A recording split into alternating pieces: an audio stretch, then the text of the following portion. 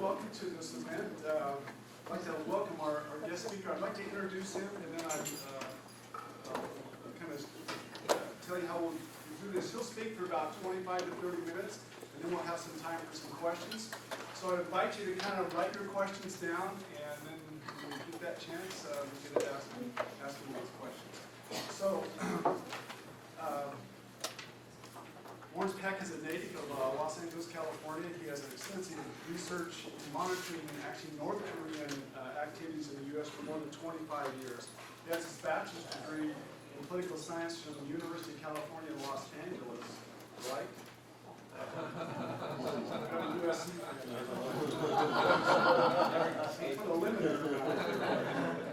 And he also has his law degree, or Juris Doctor, from Loyola Law School. He's lived and worked in South Korea. His articles appeared in prestigious Korean newspapers, magazines, and websites. He knows a lot of the same guys that he did know, so they got to kind of chat a little bit. And he's been interviewed on Korean TV and radio news programs, both in Korea and the U.S. He also serves as an advisor to the North Korean Freedom Coalition in Washington, D.C. And he was just recently appointed as an advisor to the New Institute. It's an institute here in Honolulu that focuses on providing media. One of their purposes is to provide media into the Korean market. So we're really excited to have him. I just want to share with you a few words before we get started. What is the purpose of freedom?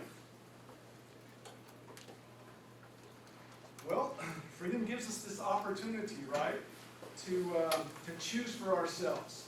We get this opportunity. It means we get this opportunity to discover what our talents and our gifts and our potential is. But it's something more than that. It's actually something much more than that. The great South African leader Nelson Mandela said that the purpose of freedom is to create it for others. Now, we accept this foundation principle here, right? In the econ class, what's our foundation principle? All human beings, male and female, are created in the image of God. Each is a beloved spirit son or God, son or daughter of heavenly parents, and as such, each has a divine nature and destiny. And we also read in the Doctrine and Covenants where the Lord says, "Verily I say, men should be anxiously engaged in a good cause, and do many things of their own free will, and bring to pass much righteousness. For the power is in them, wherein they are agents unto themselves. And inasmuch as men do good, they shall in no wise lose their reward." So we're here tonight to learn more about how we can use these gifts of freedom that we have and this agency that we've been blessed with to advance human freedom and progress for our brothers and sisters, right? Right? Our brothers and sisters all over the world who, like us, share this divine destiny and this divine nature. So this requires great wisdom and inspiration in order to be able to understand how we do this. How do we do this? And so we've invited Lawrence here because he's thought a lot about this. And so we want to listen to what he has to say, and we want to seek for inspiration, and we want to ponder what we can do to gain the knowledge and then be able to act in a way that allows us to advance this thing of freedom. So would you join me in welcoming Lawrence Peck to the BYU-Hawaii campus.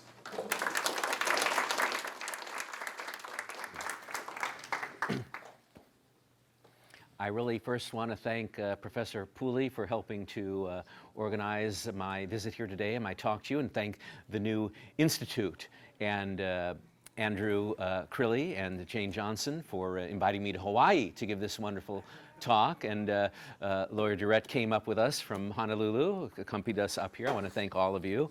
It's really a great pleasure for me to be with you here in Hawaii today because although I did spend several years living and working in Korea, just like Professor Rogers, which is completely obviously across the Pacific, I only have had a few chances to see your lovely islands since I first visited the Hawaiian Islands when I was a young boy, and it was with my parents in the early 1970s. Now, I don't want you to let this secret get around. I'm going to share a confidence with you, but I've heard that the so-called winters here in Hawaii are just a little bit somewhat nicer than the bone-chilling winters I experienced back in South Korea. To quote a cute line I remember from an old movie, it's a 1941 song, "There's a view that's certain to thrill you where the mountains look at the sea, and the air is so fresh it'll kill you in Waikiki." But of course, you'll understand that I'm not really gratuitously flattering all of you here when I'm just being truthful, really, when I say that it's really the people here also, not merely the scenery, that make Hawaii such a wonderful place. Before I commence my remarks in earnest, I'd like to just ask which among you are foreign students and from which countries you've come. You don't need to be shy. You can just shout out to me which nations you happen to be born from. Philippines. Palau. Mongolia, Fiji, Papua New Guinea, yes. Malaysia, Korea, Brazil. Oh, we have a real United Nations here today. Well, I'm much older than I think all of you here. I'm in my early 50s, but I did have a university campus experience, much as you're having now. And since I understand that, as I just saw from the hands going up, that some or even many of you are foreign students, particularly from Asia, I can aptly justify and use the old phrase that I know where you're coming from. And I say that figuratively in the sense of understanding your situations as foreign students here, and literally as young people who are in many cases from Asia, because it's a part of the world with which I am familiar, Asia. This is because I lived and worked in Korea, as you heard, for several years, and I followed and do follow events and issues there very closely. Some of my closest friends are from that region of the world. Indeed, as one who had the experience of living overseas and learning a foreign language, Korean, and adapting myself to a new and different culture, I'm aware that many of you, as foreign students here, even if you're from Idaho, have two extremely important roles to play, even beyond your personal aspirations and your future careers. These roles are first, here and now, you are uniquely qualified to educate your fellow students who were born here in the U.S. about certain aspects of America, political, social, cultural, spiritual, or economic, which motivated you to come here in the first place to pursue your dreams in a land where such dreams can be pursued and eventually fulfilled. Since many Americans, and particularly many American students, sometimes, unfortunately, have a tendency to obsess about what problems America now has or has had in the past, they may therefore, sometimes I've experienced this, be pessimistic about the future of the United States and even be guilty of the sin of ingratitude for the freedoms and the opportunities which they and we all enjoy here. So you might be able to give them a new perspective and hopefully a more positive attitude towards their own nation by pointing out to them certain things about the United States which they perhaps take for granted as natural, but which you are well aware may not be enjoyed by others around the world or in your home countries. In other words, you can teach even native-born Americans, US-born Americans, more about this country, or at the very least, cause them to have a deeper sense of its many good points and the abundant blessings we've received from heaven. There's one sociologist who's termed this kind of phenomenon, the one I just described, the perceptiveness of some foreign visitors or students here, the greenhorn phenomenon. Greenhorn being like a newcomer, an old term for that, whereby intelligent foreign visitors and students like yourselves are sometimes often able to pick up on and more accurately and fairly assess aspects of the U.S. than sometimes those of us who are born and lived here all our lives. Of course, as you know, Americans as a people tend to be very keen on being liked by others. Secondly, in the future, if and when you return to your home countries, you all, if you're foreign students, will be uniquely qualified to educate your fellow countrymen and countrywomen back where you're from about the true nature of America and of Americans by sharing with them your real-life experiences here.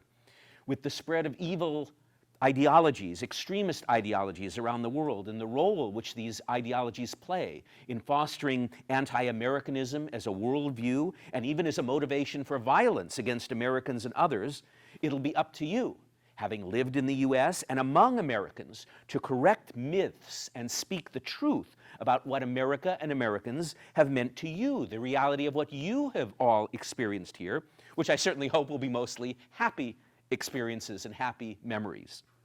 In that sense, you, those of you who are foreign students, will actually be individual ambassadors when you return home, not only for the U.S. in a broad sense, but also by promoting much goodwill and mutual understanding between the peoples of your home countries and Americans on a deep and on an authentic, personal, one-to-one level. These are things that people back in your home countries may not be able to learn, or learn with accuracy merely by watching American movies or American TV shows or listening to American music, even by studying English or American history or literature, or by reading the American media, which sometimes, as you may have noticed, can present a one-sided or an ideologically biased or even inaccurate picture of America in a very negative sense, particularly to overseas viewers. Many native-born Americans have this same complaint about the media, and especially about the entertainment world and popular culture. For example, when I was in Korea, I contacted many Koreans who really did not have much or deep first-hand experience regarding America or with Americans, and therefore tended to view America and Americans through the deeply distorting prism of our TV shows and our movies. And they would tell me that they were very surprised to later discover, either from friends who had studied in America or by interacting with Americans in their home countries, that Americans are actually typically much more socially conservative and even more morally grounded and polite than are portrayed in movies and on television. Frankly, all of you who are foreign students in particular, could be even more influential in your own social circles, in your own societies, than a U.S. ambassador in the country where you happen to come from. You're receiving here at BYU a high-quality education, and you'll no doubt put everything you learn here, all the expertise, all the practical knowledge, all the specialized training, whether it's in business, management, some other field, to good use for yourselves and for your various homelands if and when you return. But beyond the promising careers in business, management, or other various subjects which you study or you're taking up as your major fields, there is another way which you and your friends and colleagues and your home country can derive certain benefits from your stay here. You can help your fellow countrymen and countrywomen and your nation's institutions, social, economic, political, to more thoroughly understand and advance the cause of human freedom, to which Professor Pooley alluded. You can all be ambassadors to your homelands, ambassadors for human liberty, for political liberty, for economic liberty, for ordered liberty based on Judeo-Christian principles. There are some thinkers, some academics, who have wrongly posited the notion, the theory, that certain cultures and certain societies in the world are somehow not ripe or not prepared for or not well suited to adapt Western concept, or I should say concepts which have developed and blossomed so spectacularly in the West, like freedom, individual rights, liberal democracy, the rule of law, constitutionalism. These people have argued that the cultures of other nations and their historical experiences, their societal norms, their religions, their lack of religions, prevent them, those countries, from being able to develop these kinds of free institutions, such as, for example, truly democratic Republican forms of government via properly functioning legislatures, as opposed to rubber stamp bodies which serve no real legislative function as we understand in free societies. And likewise, prevent them from being able to adhere to the principles which are the sine qua non, the indispensable element of building free political systems, like the rule of law, the sanctity of private property, rather than some status-based or strongman-based rule where the whims or the desires of elites or leaders are law, and property rights are vitiated by socialistic or redistributionist tendencies and schemes under various central planning systems. These frankly but faulty lines of reasoning that some of these academics posit, however, fail to take into consideration two very important factors. First, there are indeed examples of nations throughout the world, not part of what we'd call the West, which were not heirs, culturally or historically speaking, not heirs to the Western traditions of limited government, of individual rights, but which have in their own way nevertheless adopted liberal democratic norms very successfully over time, excuse me, and developed republican forms of government which respect political and economic rights and the freedoms of their citizens. Examples of some of these nations in other parts of the world include, for example, Taiwan in Asia, Slovenia in Central East Europe, and Uruguay in South America. As you bring back to your home nations the specialized knowledge which you acquired here, and even some nice souvenirs like macadamia nuts or kukui nuts, you can also bring back the ideas of limited constitutional government, of liberty under law. You can do this on a personal level, in your own families, by telling family members, friends, and colleagues of the tremendous benefits of a liberal democratic system for themselves and for your societies. You can also do this, and you can make an even wider impact in doing so by actively promoting the ideals of free government via articles you write online or in print media, or interviews you give to media outlets in your home countries, or speeches you deliver at various events. Of course, if you should go into certain fields such as politics, or journalism, or academic research, or teaching, you can probably have even the widest impact as ambassadors for liberty, for civil and political rights in your home countries, particularly in those cases where your countries are partly free or free and you have the opportunities to at least speak out freely about your experiences here in America. And in the sad case that the countries where you're from are not yet free, then your work will obviously be much more difficult and even perhaps dangerous to you, but all the more important and potentially even more transformational in nature for the betterment of your homelands and your peoples. In business as well, in the area of which you're studying, there will be opportunities for you all to advance the cause of human freedom, for example, by donating funds to those who are promoting liberal democratic values in your home countries, by building businesses on sound free market principles, and by joining together, cooperating with other like-minded business people to stand up for your political and economic rights at home and lobby your respective governments or political parties which have power to support initiatives and to implement policies which create or strengthen free institutions, which uphold the rule of law and private property, and in various other ways generally defend the cause of liberty for the benefit of all in your home nations. If you're fortunate enough to be successful in business, which I'm sure all of you will be, you can also promote yourselves the ideals of freedom, for example, by establishing programs of an educational nature to inculcate your fellow citizens in the spirits of constitutionalism and limited representative government, particularly among young people like yourselves. This would not only be a great form of altruism, which would enhance the spread of democratic ideals in your nations, but would also be a worthwhile type of investment. You can look at it as, from an economic perspective purely, as an investment in the future of your business and its ability to function and to grow to its greatest potential, which it can only do under a free market system, where both competing companies and the government itself play by the same rules, and legitimately earned profits and holdings are respected in law and in practice and protected from socialist demagogues.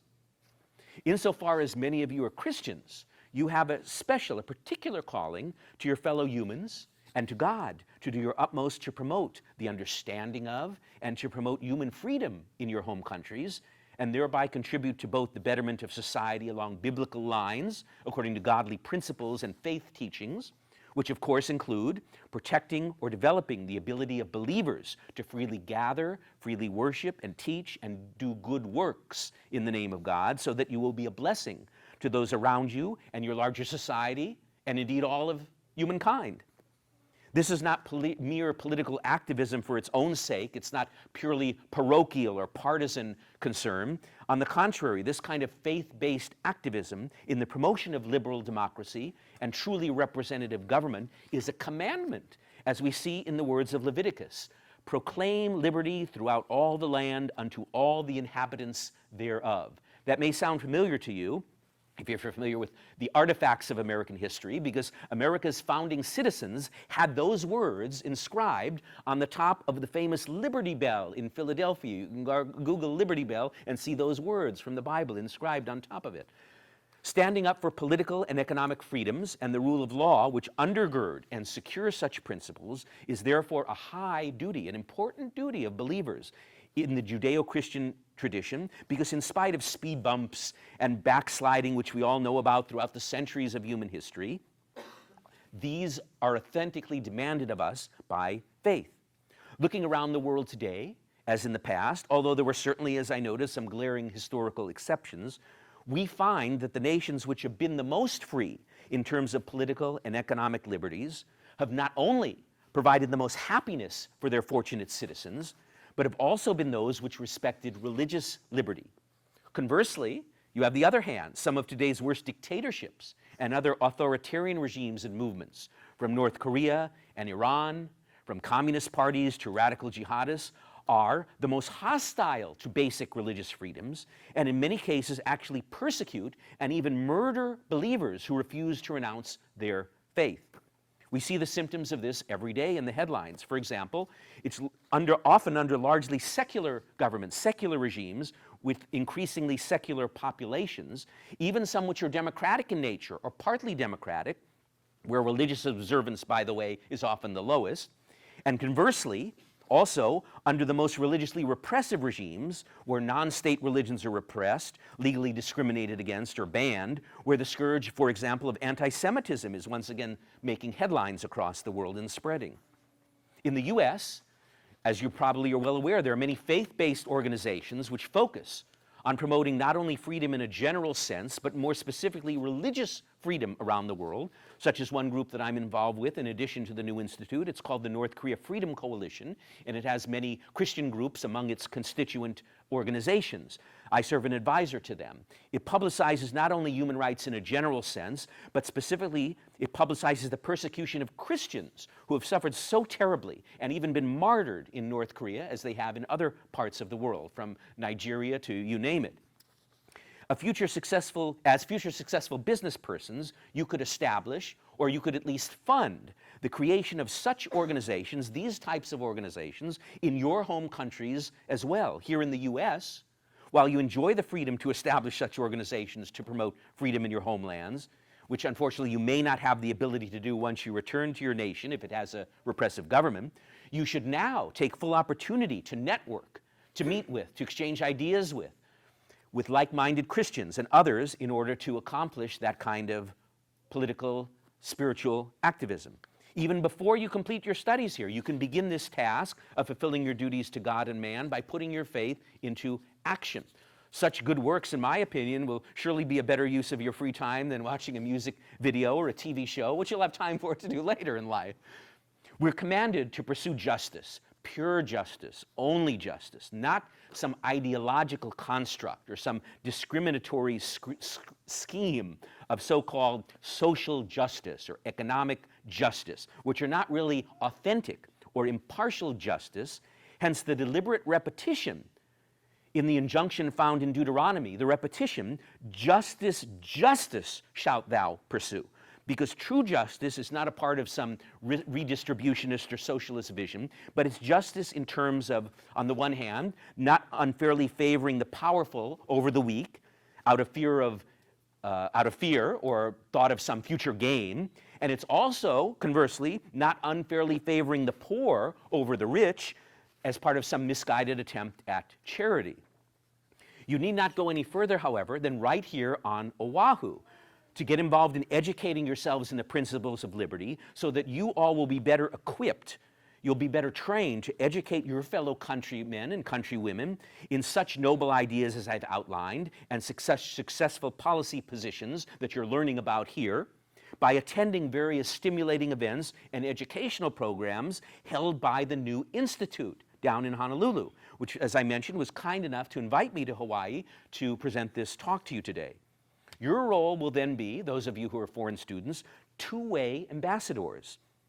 Your dreams for your home countries, your experiences enjoying all the freedoms of the US, and the calls of your faith should all motivate you to take my words to heart and to get involved in one of the ways mentioned or in some other way of your own choosing, which you're brilliant enough to conceive on your own, but all to advance the cause of freedom in the countries of your birth. And by the way, that includes those of you who are Americans advancing the cause of freedom in the country of your birth, which is a project you can take up if and when you return to your home countries.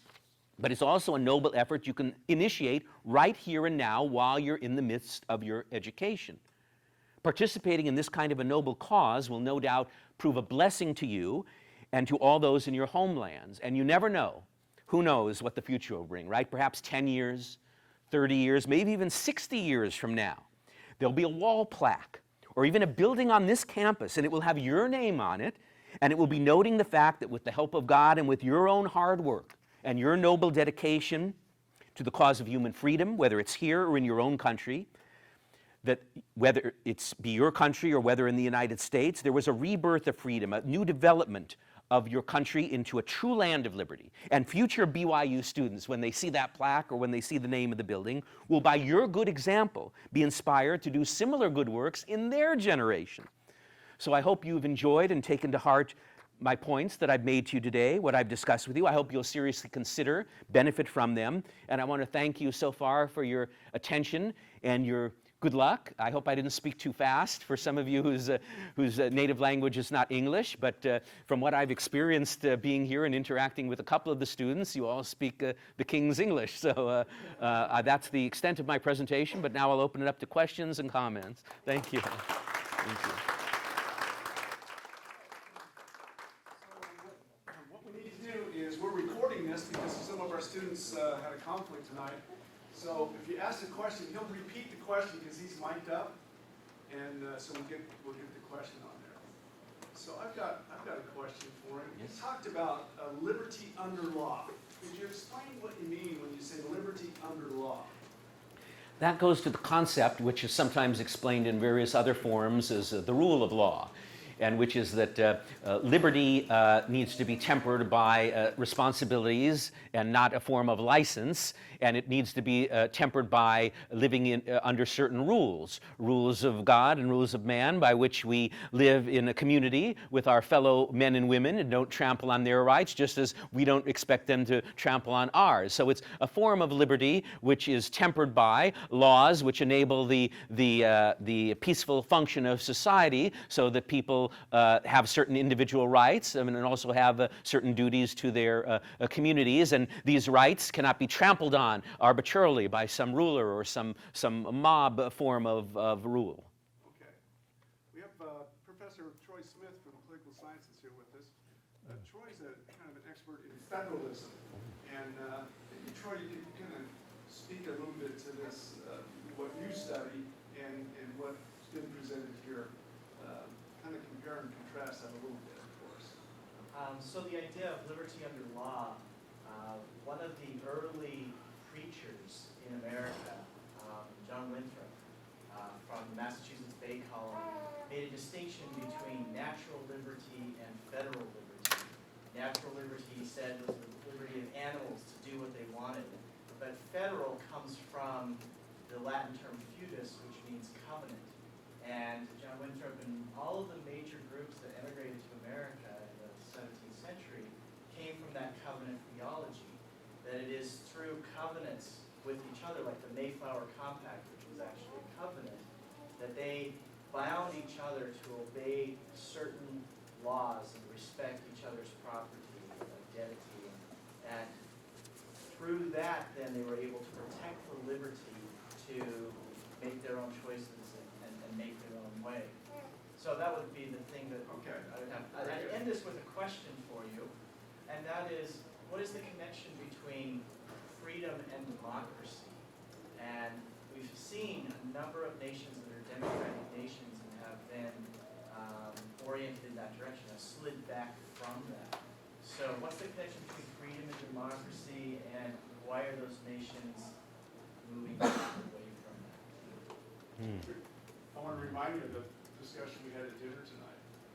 Yes. Freedom and democracy. Yes. What's happening in Korea. Yes, well, we were talking about the situation in Korea, which could be perhaps one of those examples which is backsliding in terms of liberty and freedom. And of course, when I was in junior high, as early as then, one of my professors said, the mere fact that you have a vote, the mere fact that you live in a democratic polity doesn't by itself guarantee that you're living in a so-called free country, quote unquote, in a state in which liberty prevails, because that's just one portion, one component, one piece of the pie of living in a free society such as we enjoy. The others are of course, democracy goes to representative government, but it's not simply ruled by the majority, because if it were simply ruled by the majority, that's why I mentioned constitutionalism and the rule of law and God-given rights and things of those nature, because if we were in a pure democracy, then all of us in this room could vote that the people in the next room would have to do our laundry for the next week, and if we outnumbered them, then they'd have to do our laundry the next week. That's just putting on a very personal level, but that can happen on a national level as well, and we've seen that happen in states. There are countries now where the people, because they don't have a proper functioning civil society, which inculcates in them certain spirits of civil rights and constitutionalism, or they don't have institutions which safeguard and protect those rights, like independent judiciaries or a free press or things of that nature, where a so-called mob rule can take on a life of its own and vitiate any destroy any formal rights which they may have been granted on paper, but which are overcome through a mere vote of the majority. That's why in this country we have so many checks and balances, and checks particularly on majoritarian impulses, where we have laws that just because the majority thinks that some person shouldn't be able to say something, that we have a constitution which protects our right to say it. So I hope that in some respect answers. He did mention something interesting at dinner. He said that the South Korean Constitution refers to free democracy, that it shall be a free democracy. There's been an effort to remove the word free, so it just says democracy. Yes. So there's a qualifier on democracy. Why would you put free with democracy? Because it implies there's something about rights that people have to freedom as they participate in the democracy. So it's kind of a dangerous move to try to remove freedom from that association with democracy. Does that make sense? All right. Let's get the next one. Aaron Frederick. I teach finance, so I'm more on the economic side of things. And it's easy to see how countries will embrace the economic parts of capitalism and free enterprise as we look at things. But it seems that if they don't embrace the idea of individual rights and liberties and civil rights and those types of things, as they start to become prosperous economically, it seems that they start to backslide a little bit when it comes to the individual rights or the freedoms as we like to think of them here in the United States. I didn't know if you had any comments about a lot of our students are going to go back where they don't have quite the freedom that we have here in America. And their countries are rarely focused more on the economic side, but not necessarily, is there any ties that you see that can help them other than just funding or supporting, those types of things on the individual level that would promote that type of thing, especially when it comes to religious freedom and those kinds of things? Yes. I see where you're going with that, and I would answer it in two ways. One is that in those countries which we may consider repressive, and which are repressive actually, we know from factual information and from the testimony of those who suffer under that repression, that the so-called rights of the free market experiments in those countries, let's say a country which is, let's say, officially communist, but which allows a certain degree of let's say, a private business to function. Number one, that's something that can be, firstly, taken away. If it's given by the government, it can be taken away from the government. It's not a God-given right. It's not a right that's a part of natural law or the principles of long-standing in the minds and hearts of the people. And therefore, it can be granted depending on, or taken away depending on the current policy of the Politburo or the chairman or the Fuhrer, or whoever it may be. And secondly, I'd like to point out that even in those countries which, as I say, are repressive, for example, in communist countries, and in Asia, for example, where there are communist states which allow a certain degree of their version of entrepreneurialism, or at least making money money, let's put it that way, we often find that it's a rigged system. It's not what we would consider the true free economic system, because the government can, in some cases, tell you what to produce, or impose such burdensome demands on you, or demand that, or make it impossible for you to do business unless you're connected with some group in power, or limit the degree to which you're free in a myriad of ways to do the business that you hope and dream to engage in, which we're free to do. So both in terms of pure economics, it's not really what it's cracked up to be, even if they call themselves a market or semi-market economy. And secondly, since it's not a God-given right or something that's written into their constitutions, it's something that the next strong man can easily revoke. Okay, all right, students. Dominic, you got a question back there? I do. You don't have to stand and come to the front. You can... So I have a two-part question for you regarding what will be a bellwether that North Korea is becoming more and more free. What will be the tipping point? Also for America, what will be a tipping point that will let us know that America is losing its freedom? Because Ronald Reagan said that freedom is only one generation away from extinction. Well, with North Korea, that's kind of a unique case. It would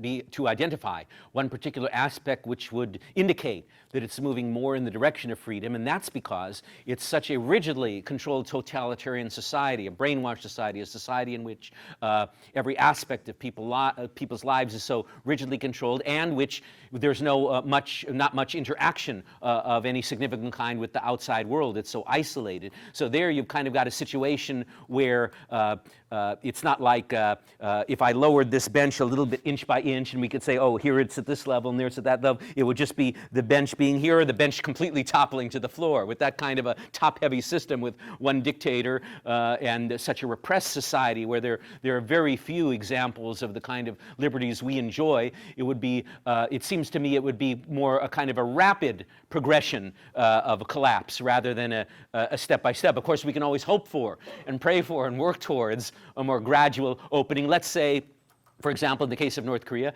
if there were to be some kind of although this would be a dramatic change also, some kind of a coup or leadership change at the very top, and let's say a leader decided to engage in a more what shall I put it, kind of like a Chinese style of communism, which of course is not at all something that's desirable, but in terms of what North Korea has now, at least people wouldn't be thrown in jail for watching a Western movie, which you're not in China. So a small increment, surely, but at least one which would move it so far away from the draconian nature of the society as you now have it in North Korea, which is even much more repressive than China at the current time is. Not that China isn't repressive in itself, but and in terms of America, I would say that the indications or some signs that we would notice of a backsliding or a diminution of our freedoms would be, I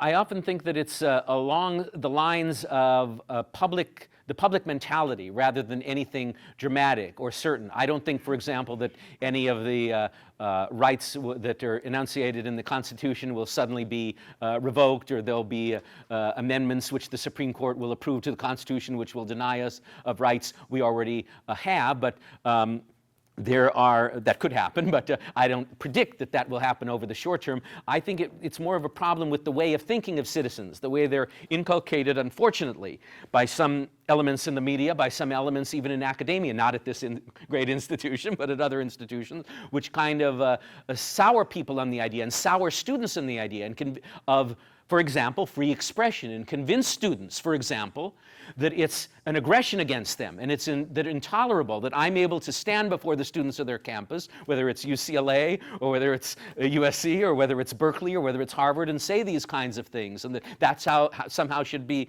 intolerable and not prohibited on their campus. It's this kind of changing of the mentality of Americans through the imposition on them, either through media or fad, public trends, or through their educational system, that certain rights that we now enjoy aren't because they're not in vogue, or they're not sufficiently progressive or sufficiently au courant, that somehow we need to do away with them or not give them the proper obeisance and respect that we have in the past. Okay.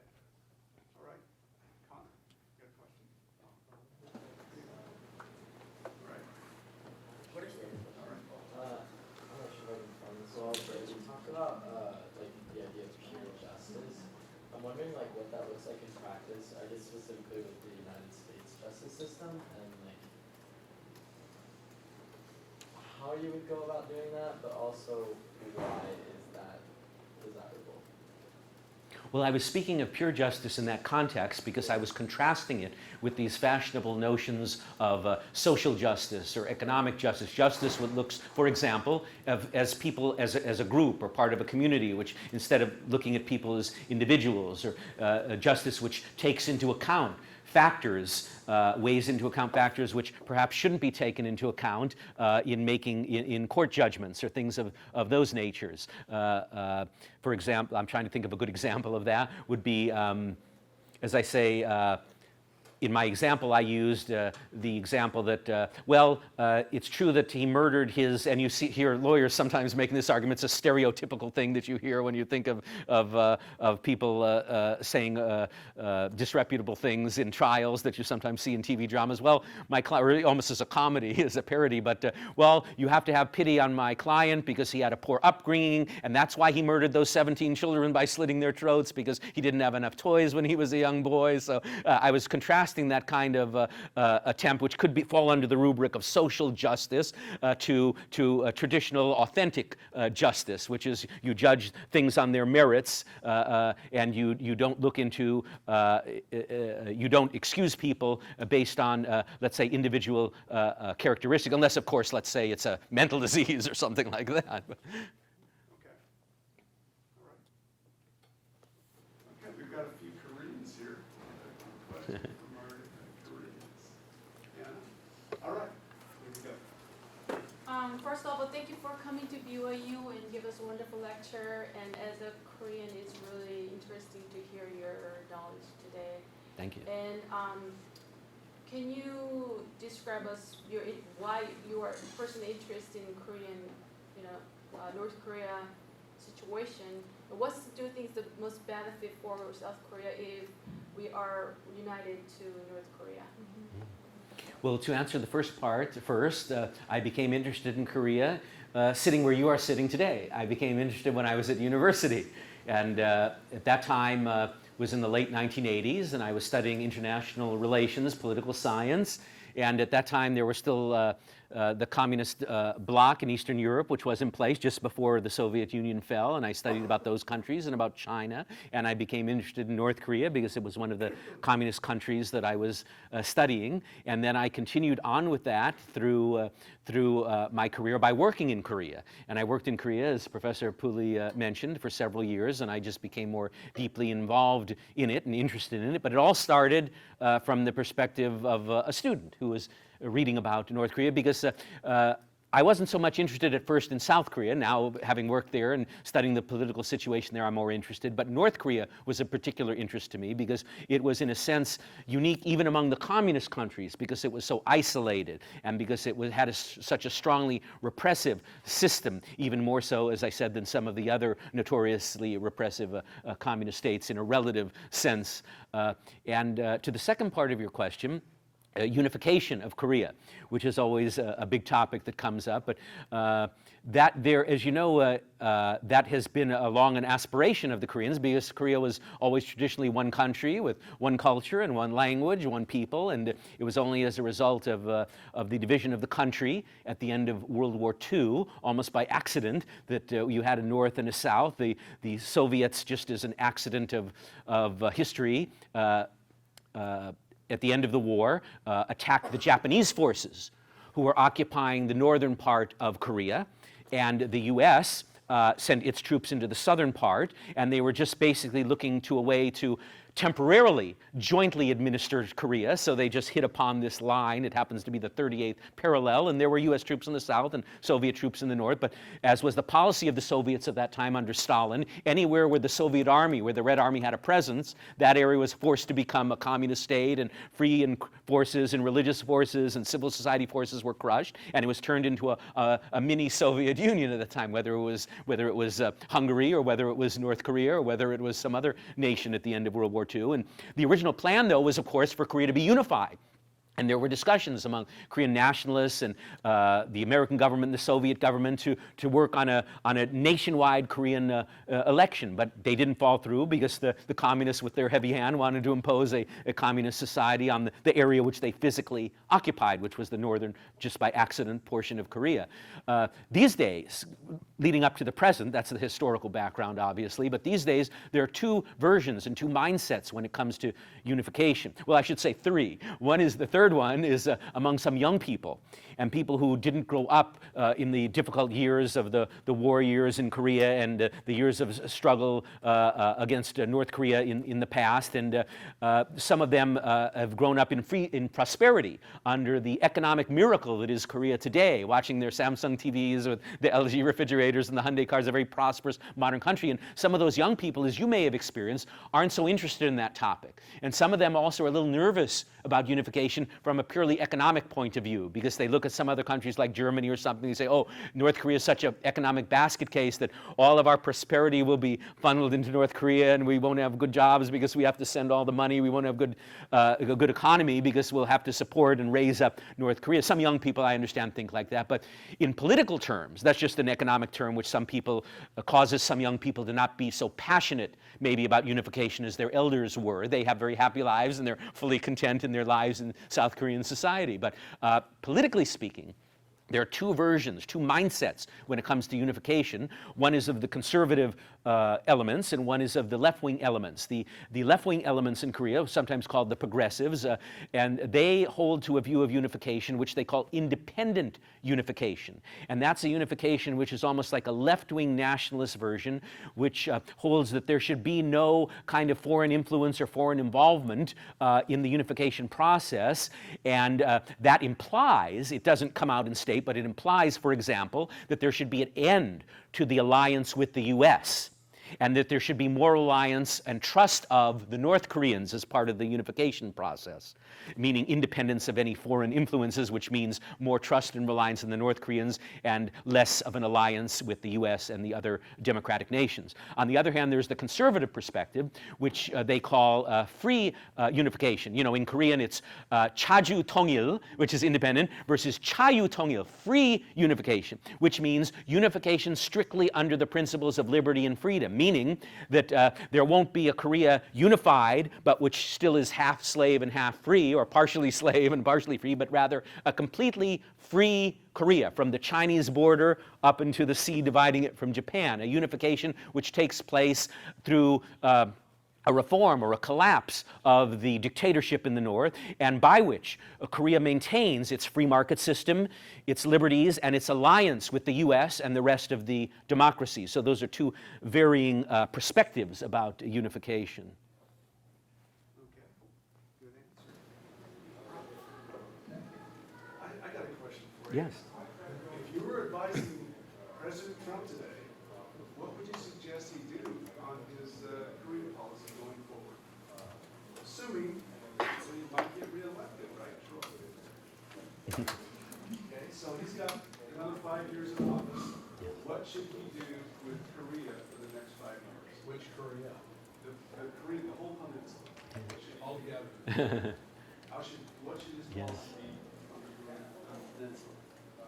Well, as you know, he had his original policy of fire and fury and Rocket Man and this kind of policy. And then that was, in a sense, we can say that it was, in a sense, almost a continuation of previous policies, except that it was a little more vocal and a little more dramatic. But in the sense, it was a hostility towards North Korea and a strong defensive posture and an unwillingness to trust the chimera of promises from North Korea, which we've had so much experience before being deceived by through the various administrations, whether it was Obama or George W. Bush or Bill Clinton.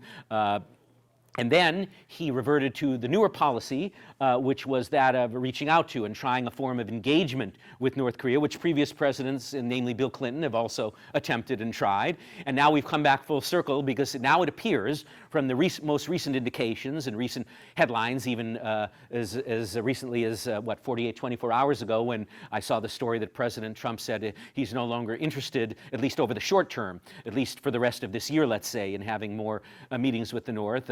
So it seems that there's a kind of shift back of the pendulum to a more middling policy of a more wary attitude towards North Korea, and that is one that I would actually advise, because now we see, after President Trump bended over forwards and bended over backwards and did 13 backflips and whatever was necessary, including personal flattery, to try and get something out of the North Koreans, they simply weren't willing to budge on the main issue, which is denuclearization. And the main reason they weren't willing to budge was because they're completely different concepts of denuclearization. This was at the heart, the core of the problem. And it's why I believe we weren't successful up to date in President Trump's engagement policy, because the two visions, the two definitional aspects of denuclearization were that on the North Korean side, when they would use the term denuclearization, their meaning was that they might give up some, or maybe not even some, but a majority of their nuclear weapons or nuclear capabilities, but perhaps keep some, in exchange for a whole laundry list of things, some of which were clearly intolerable. For example, the U.S. pulling all of its troops out of South Korea, and the U.S. pulling all of its troops out of other nations like Japan or other parts of the United States like Guam or perhaps even Hawaii, and pulling all of our military assets, whether they be naval or air force, from bases in the Pacific, not even on land, and for the establishment of full diplomatic relations, and for providing economic aid, which means, of course, canceling all the sanctions we have on them, and to stop all of our human rights pressure and all of our criticisms of their system. So think about this kind of a deal from the North Koreans, what the North Koreans wanted of us. We may give up some of our nuclear weapons, and in exchange, you lose your First Amendment rights to criticize us. You lose any military alliances you have with Japan or South Korea. You can't even fly a plane or sail a ship near us. You have to start pouring millions of dollars into our country again, which we don't use, obviously, to feed people, because they were starving there for many years. They use for the glorification of their leaders by building thousands of statues of the leaders there and promoting the cult of personality. So that's not very much of a deal for our side, is it?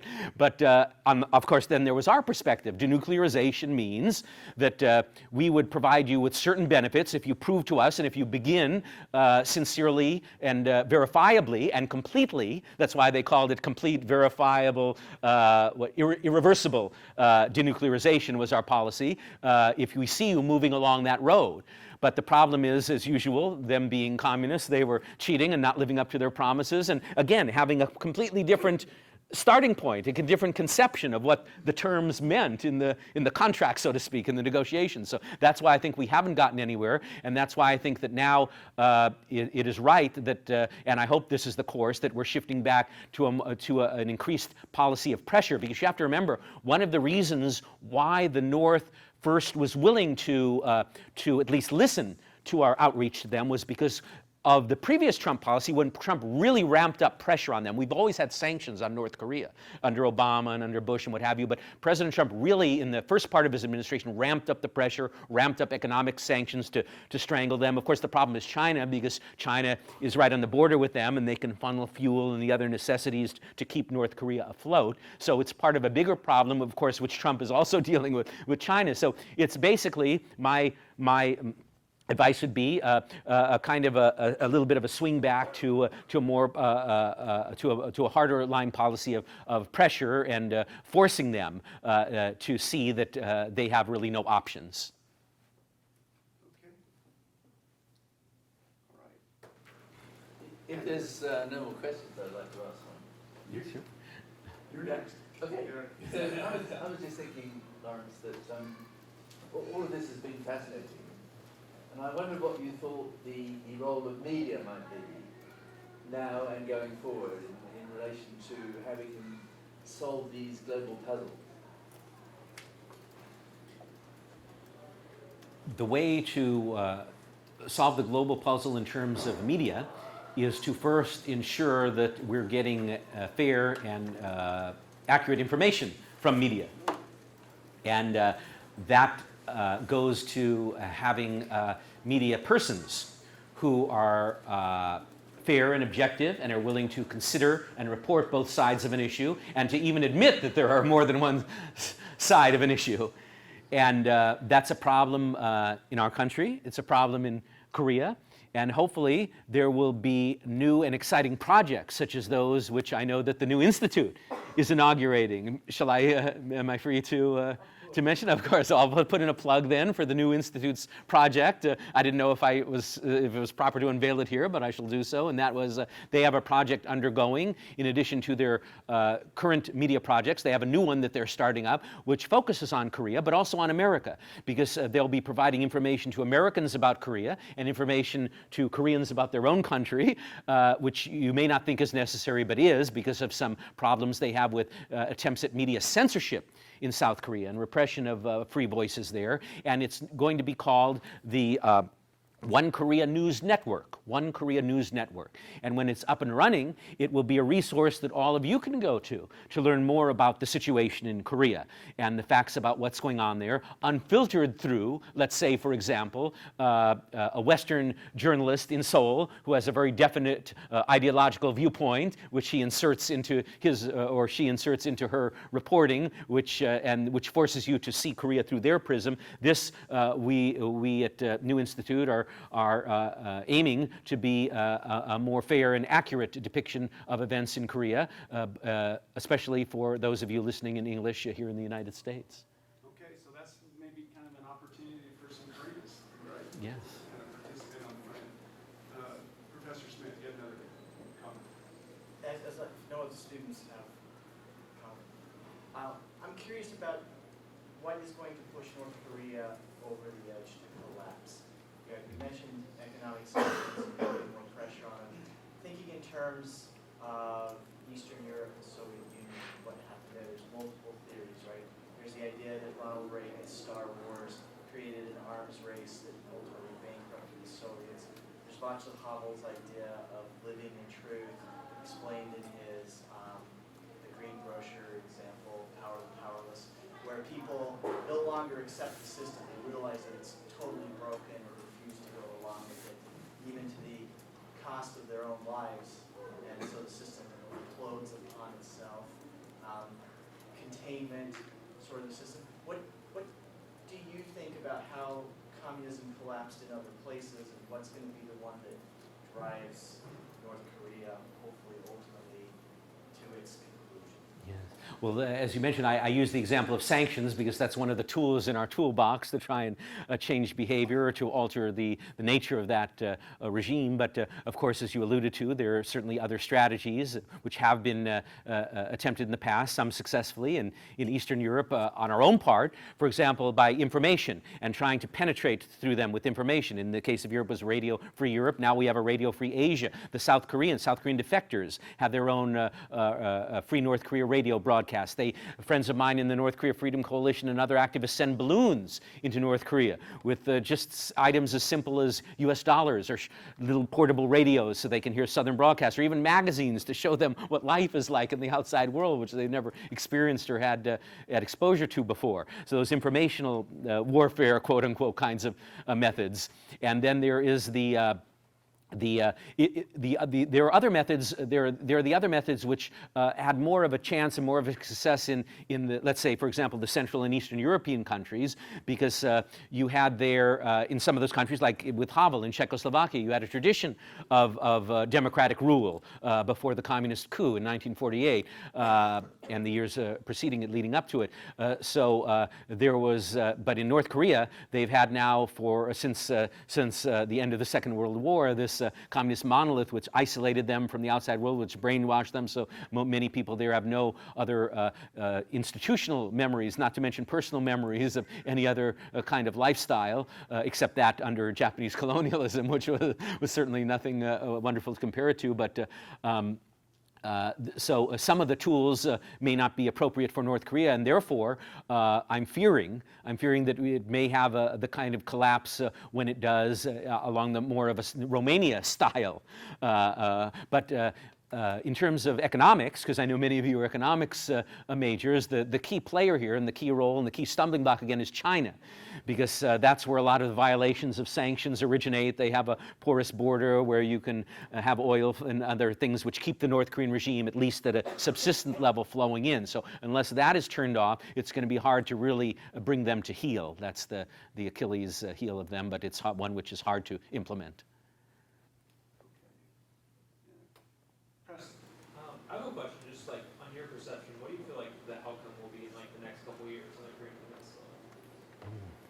Well, now you've got a joker in the deck of cards, and you have a wild card, and it's not President Trump, if that's what you're expecting me to say. The joker in the wild card, which many people may not be aware of if they don't follow the situation on the peninsula as a whole, is South Korea, the Republic of Korea, because they now have in power a government different from some of those in the past, which comes from a very left-wing perspective, out of a very left-wing milieu, which has sympathy for North Korea in a general sense and seeks to accommodate them and appease them. And the same goes to an extent with regard to China, this progressive left-wing North Korean approach to China. And therefore, you have, in a sense, a fundamental conflict between, let's say, the pre-existing U.S. policy of what we call maximum pressure and what we may now be slowly returning to, versus, on the other hand, a very accommodationist left-wing South Korean government, which wants to eliminate, or in some cases end sanctions, and which in some cases has been turning a blind eye to violations of sanctions, even by some South Korean actors and neighboring countries, because they have the impression that somehow we'll kill them with kindness, which of course hasn't worked in the past, and by making them feel quote-unquote more secure by ending sanctions and reducing pressure on them, that they'll suddenly see the light and decide of their own wonderful pure consciences that they don't need to have a nuclear weapons development, and they don't need to sink South Korean ships or plant bombs on South Korean airliners as they did in past decades, or assassinate uncles or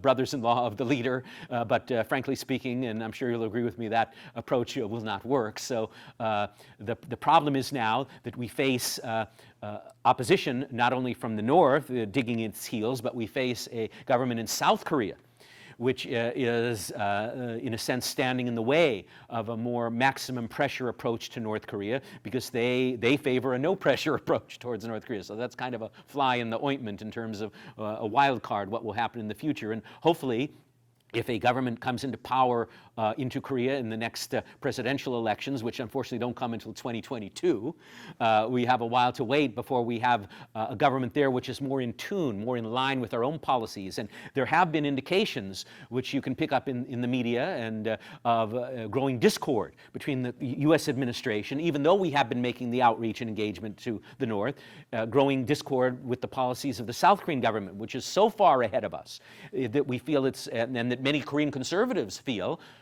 is not in line and in tune with a coordinated strategy towards North Korea. They're kind of going off on their own and kind of tending to leave the concerns of the alliance behind. So that's a concern which Korea experts have, which Korean patriots and conservative has about the government and their policies in South Korea. All right, we've got one more question. One more question. Okay, looks like we're all questioned out over our time. It looks like on the shelf by 8 o'clock. So we do have a question that you might see again on a quiz. I think that question has to be is, he did quote one scripture in his talk. All right, remember what that scripture was? There's a hint, it was in the Old Testament. I think it was in Leviticus. You might want to remember that. Okay? Right? Leviticus what? Liberty Bell. There's a key word, right? Something about the scripture that you find on the Liberty Bell in the United States. Well, that's a big hint. That's a big hint. That's kind of like, that's a big hint. Yeah. Okay. Thank you very much, Warren. Thank you. Thank you. Thank you for inviting me. Thank you.